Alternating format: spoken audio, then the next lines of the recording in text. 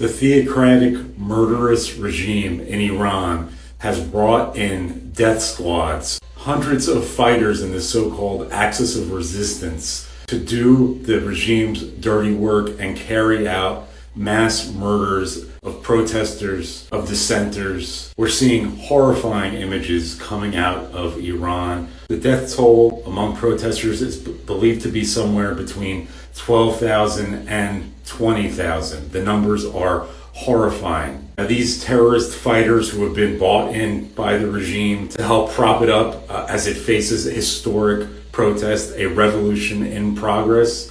These terrorist fighters were brought in from Iraq, from around the Middle East, as Iran activates its axis of resistance, understanding that it could be facing a collapse of the regime. It's also looking at a almost certain military strike to be ordered by President Donald Trump. These death squads that have been brought in have been used by the religious fundamentalist terrorists in Tehran, led by the Ayatollah, a former client of Iran, the deposed dictator in Syria, who for years oppressed his people, murdered his people, and was a close ally of Iran.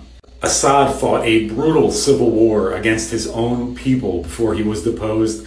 His regime murdered more than 300,000 civilians with the help of Iranian death squads, these same death squads, these killers for hire who have been bought into Iran to kill protesters. There are said to be hundreds of these axis of resistance terrorists in the streets, hunting demonstrators, trying to quell this revolution.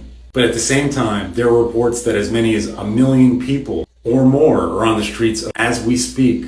This revolution is not dying. It's not going away. President Donald Trump has told the Iranian people that help is on the way. And around the world, the Iranian diaspora believe that the president is going to act against the regime in the coming days or perhaps in the coming hours. In the meantime, we're all praying for the Iranian people to take back their country, to take back their freedoms from the genocidal theocrats in Tehran and return to lives of freedom and safety, which is what they're fighting and dying for in the streets of Iran tonight.